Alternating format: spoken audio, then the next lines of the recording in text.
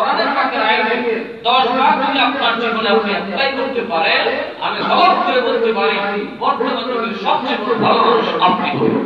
সুবহানাল্লাহ। এটা কোরআনকে আপনি পড়েছেন, শুধু পড়তেছেন সওয়াবের চাল দিয়ে। সওয়াবের চাল দিয়ে আল্লাহ বলেছেন যে যদি না বুঝতে যারা বুঝতে পারে তাদের কাছে যাও। এইজন্য আপনাদের মুসলিম আমরা বলতে যে আসেন তাফসীর শুনেন, এক বছর যদি কোরআন শেষ করতে পারি, এমন কিছু জিনিস এই কোরআনের ভিতরে আছে যেটা শুনলে আপনার হৃদয় চট করে আলোকিত হয়ে যাবে। সুবহানাল্লাহ। একটা সুইচ টিপে দিলে চট করে গোটা ঘরে ঘরে এই কোরআনের ভিতরে এমন সমালোচনা আসবে, এমন কিছু কথাবার্তা আসবে, সেই কথাগুলো আসলে এমন আছে একটা কথা শুনলে আপনার কল্পনা করতে যেই শয়তান একটা লাফে পড়ে যাবে।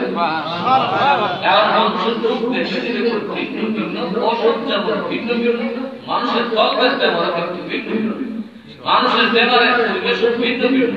এই জন্য কোরআনের পাকের আয়াত ভিন্ন ভিন্ন, কোরআনের পাকের আয়াতের মর্ম ভিন্ন ভিন্ন। তারপর কোরআনের পাকের এমন আয়াত আছে যে আয়াত এক একজনকে এক একটা তাফসীর করে, এক এক সূরার তাফসীর এক একজনকে তাফসীর করে। এই তাফসীরের মধ্যে মানুষটা আল্লাহর তরফ থেকে ফয়েজ প্রাপ্ত হয়ে যায়, অন্ধকার দূর হয়ে যায়। সুবহানাল্লাহ। দেখেন এখানে কি বলতেছে, ওয়াবিল আখিরাতি ইউমিনুন। কোরআন হচ্ছে যারা আখিরাতের উপর পরিপূর্ণ বিশ্বাস। তার মানে আপনি পৃথিবীতে যা করতেছেন প্রত্যেকটা কাজের হিসাব, প্রত্যেকটা কাজের জবাব, প্রত্যেকটা স্টেপের জবাব, প্রত্যেকটা কথার জবাব, প্রত্যেকটা হাত নাড়ানোর জবাব, আপনি প্রত্যেকটা আচরণের জবাব আল্লাহর দরবারে আপনাকে দিতে হবে। فمن يعمل مثقال ذرة خيرا يره ومن يعمل مثقال ذرة شرا يره। এটা হলো ওই আয়াতের তাফসীরে আসবে। কিন্তু আমাদেরকে শান্তি ঈমান রাখতে হবে যে আমাদের সকল কর্মকাণ্ডের জবাবদিহিতা একদম চূড়ান্ত আদালত, যেখানে সব প্রকাশিত থাকবে, গোপন বলতে কিছুই থাকবে না। আপনার হাত সাক্ষী দেবে, আপনার পা কথা বলবে, আপনার আমল আপনার সামনে দাঁড়িয়ে কথা বলবে। সেখানে কোনো সাক্ষীর প্রয়োজন থাকবে না, সেখানে কোনো সাক্ষী লাগবে না, সব পরিষ্কার হয়ে যাবে। ওই সময়টাকে আমাদের বিশ্বাস করতে, কথা বলে বিশ্বাস করতে, যে কেউ কারো দায়িত্ব নিবে না। এই জন্য আল্লাহ বলেছেন যে এই বিশ্বাস করে যে আদালতে আমাকে উঠানো হবে, আমার কেরামত কাতিবিন আছে তারা দেখতেছে, ফেরেশতারা দেখতেছে, আমি কি বাঁচতে পারবো? তাহলে আমি অন্তরে এমন কাজ করবো না যে কাজ করলে আমি আল্লাহর দরবারে থেকে যাব। আর সেটা হচ্ছে চূড়ান্ত আদালত, সেখানে কারো মুখ দেখে বিচার করা, কাউকে বিন্দু মাত্র চুল পরিমাণ ছাড় দেওয়া হবে না, একদম এক চুল পরিমাণ ছাড় দেওয়া হবে না। তো আমরা প্রতিদিন জীবনে থাকবো, আমাদের বিশ্বাস রাখতে হবে যে আমরা আখিরাতে বিশ্বাস করি। আমাদের আচরণে, আমাদের ব্যবহারে, আমাদের চলাফেরায় একজন মানুষের জন্য বুঝতে হবে যে আমরা পরকালে বিশ্বাস, পরকাল করে দুনিয়াতে দুইটা কাল আছে, একটা বর্তমান কাল, একটা সরকার কাল। এখন ঘটনা ঘটেছে পরকাল হলো আপনার আদালত। কথা ঠিক? যারা বলছে যে আদালত আমাকে দাঁড়াতে হবে, ওরা অন্যায় করবে, তুই অন্যায় করবে, অন্যায় সত্যি করবে, সত্যটা কি করবে না কেন? কারণ এটা যদি আদালত আমাকে অন্যায় প্রমাণ করতে পারে তাহলে আমার শাস্তি হয়ে যাবে। কথা বলছি না, এখানে আমি কি আমার কাছে দেখা দেওয়া হবে, এমপি সাহেবকে রেহাই দেওয়া হবে, ইউনূস সাহেবকে কি রেহাই দেওয়া হবে, ওসি সাহেবকে রেহাই দেওয়া হবে? আইনে যদি আপনি অন্যায়কারী সাব্যস্ত হন আপনাকে ছাড় দেওয়া হবে। তো আপনি কি করে বুঝবেন যে আল্লাহর সাথে নাফরমানি করে, আল্লাহর সাথে গাদ্দারি করে আপনি বিশ্বাস পার হয়ে যাবেন? কি বলবেন?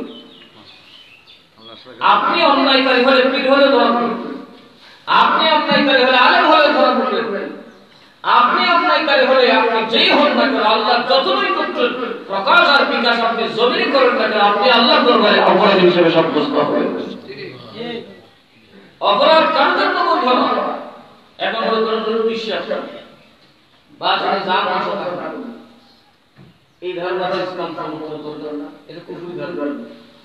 পরিষ্কার করুন অন্যায় অন্যায় এটা কারোর জন্য হতে পারে না। যদি অন্যায় করে আপনি দেশের আদালতে যে বিভাগে নিন্দিত হবে, আদালতের শাস্তির মুখোমুখি হবে। আপনি যত বড় আল্লাহ বলে নিজেকে দাবি করেন, যদি অন্যায় করেন আপনাকে বুঝতে হবে যে আমার কোনো রেহাই ময়দানে মাহশরে কথা বলে ময়দানে মাহশরে নাই। এক সময় সরকার না চায়, সরকার তো মুক্তি দেয় না, কিন্তু এক বছরের জেল আপনার টোটাল জীবন পুরো স্কুল করে ছাড়ে যাবে, তামাম জিন্দেগি সুখ বরবাদ হয়ে যাবে মাত্র 10 দিনের জেল। এমন মানুষ আছে। তো আপনি দুনিয়ার জেলকে তো ভয় করেন। একটা মানুষ আমার আপনার উপরে রেখে জেলে গেছে, খালি ঢুকে যে একবার ক্যালকুলেটর তো সব পেয়েছে আমার সাদা, সব সম্পত্তি পেয়েছে আমার সাদা, তার মানে একদিন। আর ময়দানে মাহশর ব্যবস্থা কি হবে? এতটাই বিভীষিকাম, এতটাই বিব্রতকর, এতটাই অস্থির, এতটাই হুলস্থুল হবে যে মা নিজের সন্তানকে সেদিন স্বীকার করবে না, অস্বীকার করবে আমার সন্তান ছিল, সন্তান বাবাকে অস্বীকার করবে আমার কোনো সুযোগ ছিল না, আমাকে আগে আমার দরকার। যেখানে নবীরা পর্যন্ত বলবে রব্বি নফসি, আপনি কি চান সেই আদালতে সেই কাঠগড়ায় নিজেকে পেরেশান দেখতে? কথা বলেন, পেরেশান দেখতে চান? আল্লাহ তাআলা বলেছেন শুনো তাহলে তাকে আমাকে আমাকে ভয় করে চলো, আমি গ্যারান্টি দিচ্ছি তুমি ওই কঠিন হাসরের থেকেও পেরেশান হবে না। পেরেশান আর ভালো মানুষ কখনোই পেরেশান হয় না, পেরেশান হয় কথা বলেন। আমরা মুসলমান হিসেবে কোরআনের দ্বিতীয় সূরার প্রথমে যে কথা আসছে ওয়াবিল আখিরাতি হুম ইউকিনুন, ইয়াকিন থেকে, যে যারা আখিরাতের উপর পরিপূর্ণ বিশ্বাস আস্থা রাখে তার নাম কি? তার নাম হচ্ছে মুত্তাকি, তার নাম হচ্ছে শহীদ, তার নাম হচ্ছে আল্লাহওয়ালা।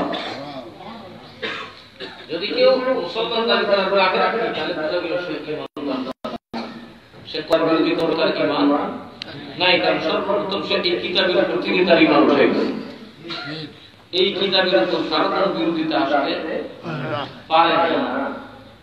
আল্লাহ যেন আমাদেরকে বুঝার তৌফিক দেয়, সকলে বলি আল্লাহুম্মা আমিন। আরেকটু মুখাপতি করি আল্লাহুম্মা আমিন। এরপর আল্লাহ বলতেছেন, আমি যেই কথাগুলো বলছি সামারি বলে আল্লাহ কি বলতেছেন? যালিকাল কিতাবুল লা রাইবা ফীহি, এই কিতাবে কোনো সন্দেহ নাই। আমাদের ঈমান আছে তো? কি বলে ঈমান আছে কি না? এই কিতাবে কোনো সন্দেহ আছে? যারা বলেন আছে? নাই। হুদাল লিল মুত্তাকিন, যারা আল্লাহকে ভয় করে তাদের জন্য এই কিতাবই যথেষ্ট, আর কিছু দরকার নাই। আল্লাহ বলতেছেন শুনো, যারা মুত্তাকি তারা কারা? আল্লাযীনা ইউমিনুনা বিল গায়ব, যারা না দেখে বিশ্বাস করে। গায়েবের উপর যারা বিশ্বাস করে তারা কি মুত্তাকি, তারা আল্লাহকে ভয় করে। ওয়া ইউকিমুনাস সালাতা, তারা নামাজ প্রতিষ্ঠা করে। কি করে? নামাজ কায়েম করে। বোঝা গেছে যে নামাজ তরক করে সে আল্লাহকে ভয় করে না। কথা বলে দেখেন, সে আল্লাহকে ভয় করে না, নামাজ পড়তে দেখতে হবে ওলি হয়ে। ওলির সংজ্ঞা আল্লাহ করে দিয়েছেন, ইন আউলিয়াহু ইল্লাল মুত্তাকুন, যারা আল্লাহকে ভয় পায় তারাই হচ্ছে মুত্তাকি। যারা আল্লাহকে ভয় পায় তারা কি মুত্তাকি। একই নামাজ পড়ে না, আরে মল নামাজ শুধু পিঠে ধরছে, মল নামাজ পিঠে আসছে আমার কাছে, আমি বললাম যে আরে সেটা তো মৌলবীর কথা না, সেটা আল্লাহর কথা। যে মুত্তাকি আল্লাহকে ভয় পায় সে আল্লাহর ওলি। তোমরা কেমন মন্তব্য যে তোমরা মুসলমান দাবি করো কিন্তু কোরআন পাকের উপর তোমাদের ঈমান নেই। কোরআন সুস্পষ্ট ভাবে কথা বলতেছে যে যেই ব্যক্তি আল্লাহকে ভয় পাবে তার আলামত হলো সে কি করবে? আমাকে না দেখে বিশ্বাস করবে, নবী যে সমস্ত উদ্দেশ্য কথা বেহেশত দুজক কবরের আযাব এগুলো না দেখে বিশ্বাস করবে, কিয়ামতের হিসাব এগুলো না দেখে বিশ্বাস করবে, এবং কোন অবস্থাতে নামাজ পড়া করবে না। ইকিমুনা সালাত, তারা নামাজ পড়া করবে না। এখন যে নামাজ তরক করে সে গুনাহগার, সে ফাসিক। আপনি কাকে বলেন ওলি? সে কি করে ওলি হয়? কোরআনের বিরুদ্ধে গেলে ওলি হয়। তাহলে আমরা সমাজ আমাদের মন করে কথা বললাম, মুসলমানই কত পার্সেন্ট মুসলমানই কথা দিয়ে আল্লাহ বলেন। ওয়া মিম্মা রাযাকনাহুম ইউনফিকুন। দ্বিতীয় আলামত হলো তারা কৃপণ হবে না। কৃপণ আল্লাহকে ভয় পায় না। যারা আল্লাহকে ভয় পায় তারা নিজের রিজিক থেকে, নিজের কামাই থেকে, হালাল রুজি থেকে আল্লাহর রাস্তায় দান করতে থাকে। সুবহানাল্লাহ।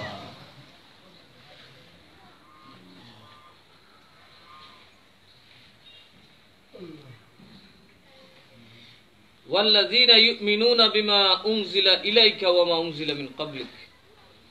এবং আমাদের কিতাব, আগের নবীদের যেই উপর নাজিল হওয়া কিতাব, সব কিছুর উপর ঈমান রাখেন। আখিরাতের উপর তার পরিপূর্ণ বিশ্বাস আছে। তাহলে যারা বাটপারি করে এরা বিশ্বাস আছে আখিরাতের উপরে? যারা মিথ্যা কথা বলে, সামনে কয়েকটা, আজগাই কয়েকটা, এরা কি আখিরাতের উপর বিশ্বাস করে?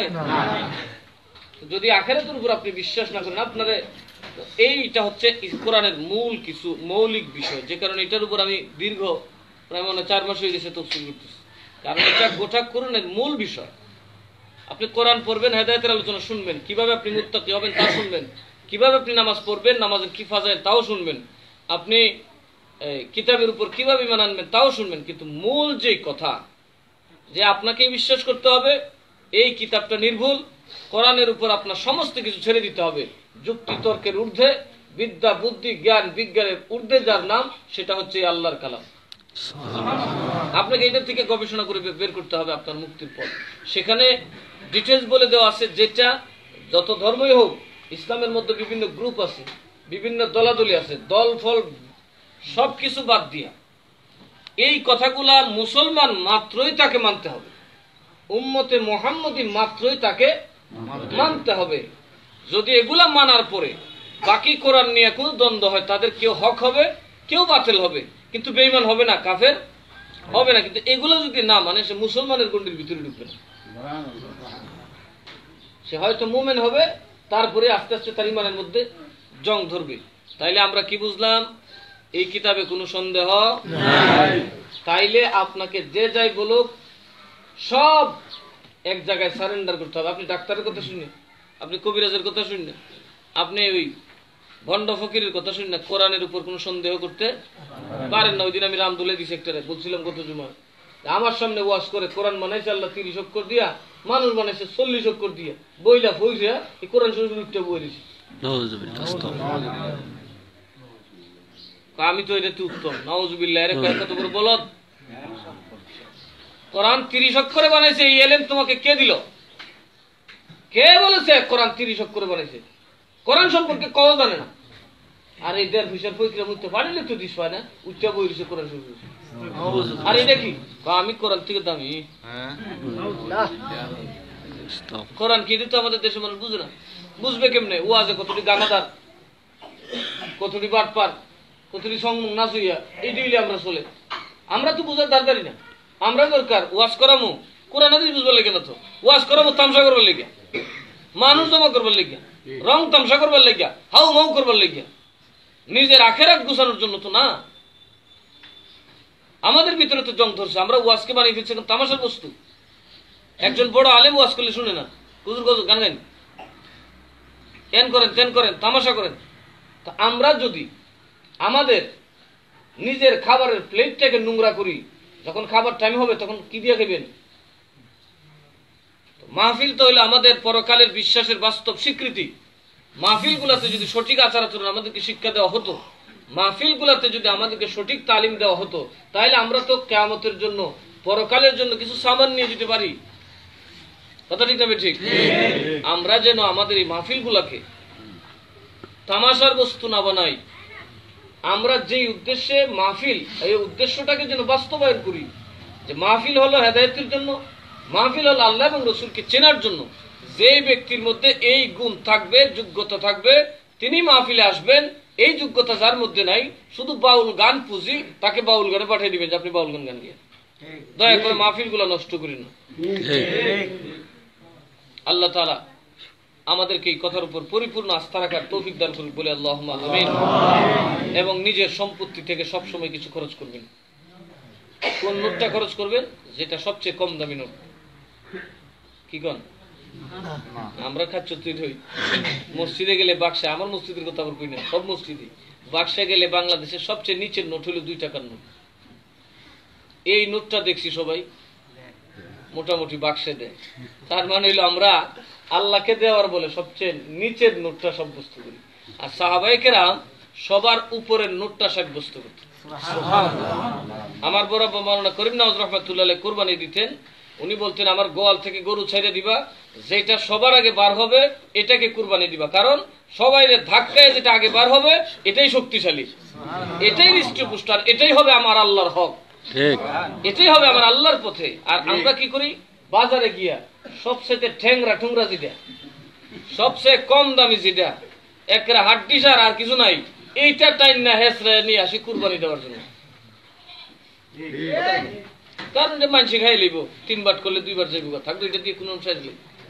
আমরা কি প্রথম কাতারের মুমিনের পর্যায়ে আছি? কথা বলেন আছি? আমরা দায় সারা ইমানদারের মতো আছে, দায় সারা। কুরবানি আইছে, দায় সারলাম, একটা খটকা মটকা দইরা মসজিদে গেলাম, বাক্স আসছে 2 টাকা দিলাম, এখানে একটা দায় সারা কারবার। এই দায় সারা মানুষের কি হয় এটা তো আপনারা ভালো করেই জানেন। আপনারা যেমন দায় সারা হবেন, আল্লাহ বেহেশতে দিলেও আপনারা দায় সারা দেওয়া হয়, কথা কোনাকে দায় সারা পাইকারি দিব। আপনারা কি চান এত কষ্ট করে এত পরিশ্রম করে পাইকারি যাইতেন? আসরের দিন একটা দারুণ খেলা হবে বাবু, একটা চমৎকার খেলা হবে। ওইখানে যারা আল্লাহওয়ালা থাকবেন, আপনি ওখানকার খবর আপনি ঠিক রাস্তায় চলে আসেন, মুত্তাকির পথে চলে আসেন, এই পৃথিবীর থেকে পাবেন। কারণ বাগানে ফুল ফুটলে বহুদূর থেকে ঘ্রাণ পাওয়া যায়। আপনি আল্লাহওয়ালা হয়ে যান, আপনি আল্লাহকে চুজ করেন, আল্লাহর পথে চলেন, আপনি পৃথিবী থেকে জান্নাতের গন্ধ আপনার নাকে লাগবে। কারণ জান্নাতি সুবাস এতটাই মুগ্ধ করে মানুষকে, যদি মানুষটা ঠিক মতো নিজেকে, যেমন সাহাবায়ে কেরাম সামনে জান দিতেছেন, কাইটটা টুকরা করতেছেন, জিজ্ঞেস করতেছে কিরে তোর ব্যথা লাগে না কোনা? আরে কি পাগলের কথা, দুনিয়াতে এরকম মানুষ দেখে নেই। মুহাম্মদ এটিরে কি মন্ত্র দিল, এত কাটতেছি তারপর উহু করে না, করবো কেন? আমি তো জান্নাতে সুগন্ধে মাতোয়ারা, আমি তো খোদার প্রেমে মাতাল, মাতাল দেখো বাইলে তো কইতে না, তোরা তো দুনিয়ার শরাব যেটা কিছুক্ষণ পরে আমাকে ছেড়ে দিবে, আর আমি তো সরাসরি আমার মাহবুবের প্রেমে মাতাল, আমাকে যতই কাটতে পারো করতে পারো, আমি আমার মাহবুবের খবর পাইছি। তাহলে বাবা আল্লাহ বসবে এই কোরআনকে ধারণ করুন, আমল করুন, পড়লে না তাকে রাখলে না ময়লা করবে। কোরআন আল্লাহর জন্য নাযিল করেছেন, কোরআনের যথেষ্ট সময় আছে। এই কোরআনে যা আয়াত আছে ওই আয়াতগুলো নিজের জীবনে বাস্তবায়ন করার চেষ্টা, কথা বলার চেষ্টা, সব কোরআন পাককে মেনে আল্লাহর রিওয়ার্ড রাষ্ট্রীয় আইন বলতে পারে না। রাষ্ট্রীয় আইন তো আমাদের সংবিধানে চলে না, আপনি বাংলাদেশের সরকারের সংবিধানের ধারে কাছে চলবে, এটা যেমনি আছে এমনিই চলবে। আপনি কোরআন মানে বাংলাদেশ সরকারের সংবিধান বলবে, আপনার মতো ভালো মানুষ দেশে নেই। ঠিক কথা বলা ঠিক না বেশি? আপনার কোরআন মানে কোরআনের আইনগুলো জানেন, ব্যক্তিগত জীবনে পারিবারিক জীবনে কোরআনের আইনগুলো মানা এবং বাস্তবে প্রয়োগ করার চেষ্টা করেন, দেখবেন এখন আপনাকে খুবই সুরে সুরে রাখতে হবে। কষ্ট নেই না, একটু সময় হয়ে গেছে। আয়াত রাসূলের কথা বলতে হাত কাটতে আপনি ঠিক করে গিয়ে হাত কাটতে ভালো চাই নিতে আছে। কোরআনে আল্লাহ কি জানে না? এটা দেখবেন বাংলাদেশ আইনটা বাংলাদেশের সংবিধানের সঙ্গে আল্লাহ জানে। আল্লাহ কোরআনের এই শব্দ সিস্টেমগুলোকে কিভাবে রদ করা যায় ওইটার ওয়াজ ওইটার সিস্টেম কোরআনে দিয়েছে, যে সেকুলার রাষ্ট্রে থাকলেও তোমার চাইতে ভালো কেউ থাকবে না যদি তুমি কোরআনকে পড়ো। সুবহানাল্লাহ। হাত কাটার তো দরকার হবে না যদি কোরআন পড়ো। কোরআনের কথা যদি কারো করতে চলে যায় তো চুরি করবে, তার হাত কাটবে। কোরআন এমন এক মন্ত্র যেটা থাকলে পুলিশ পৃথিবীর ইতিহাসে সর্বপ্রথম ইতিহাস খোলাফায়ে রাশিদার যুগে কোনো পুলিশ কোন সেনাবাহিনী কথা বলে পুলিশ লাগে না। কোরআন তার ভিতরে থাকে, তার একটা পুলিশের দরকার, পুলিশের ম্যাজিক পুলিশের দরকার। কথা ঠিক না? কারণ পুলিশ তো একটা ড্রেসের ভিতরে মানুষ থাকে, ড্রেস যতক্ষণ আছে তার দায়িত্ব আছে, ড্রেস না থাকলে সেটা করতে হবে।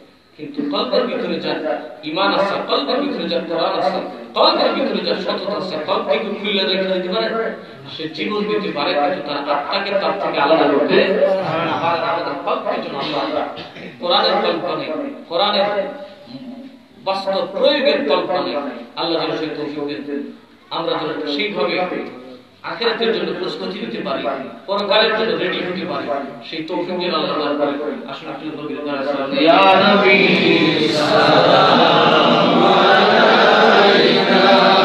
ইয়া রাসূল সালাম আলাইকা ইয়া হাবিব সালাম আলাইকা সালাম আলাইকা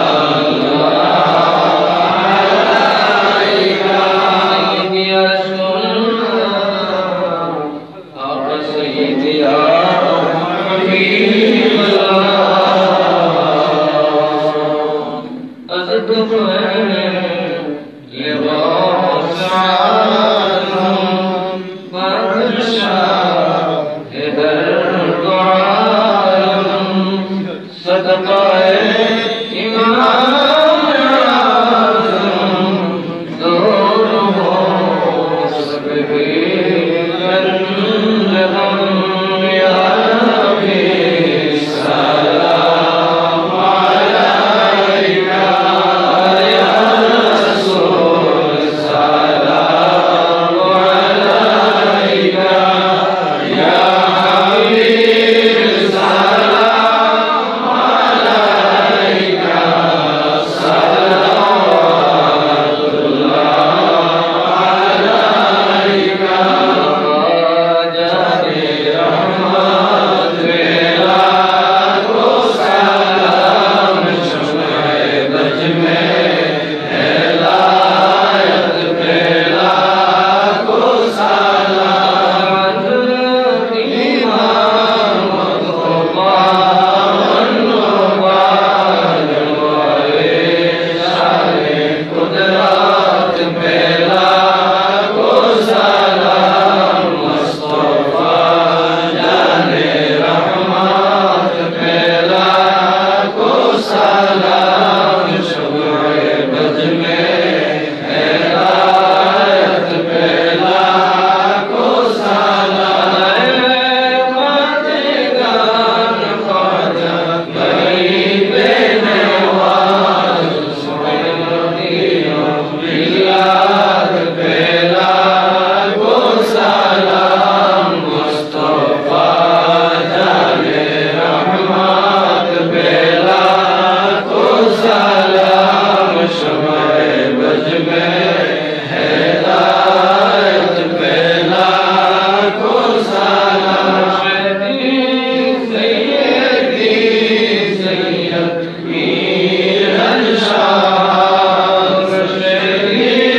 सैयदी सैयद इल्मन शाह मुर्शिदी सैयदी सैयद आलिमन शाह मुर्शिदी सैयदी सैयद उस्मान शाह मुर्शिदी सैयदी सैयद आमन शाह हादियाने दीनो मिल्लात पेला को सलाम मुस्तफा जाने रहमत पेला को सलाम शम्ए बज में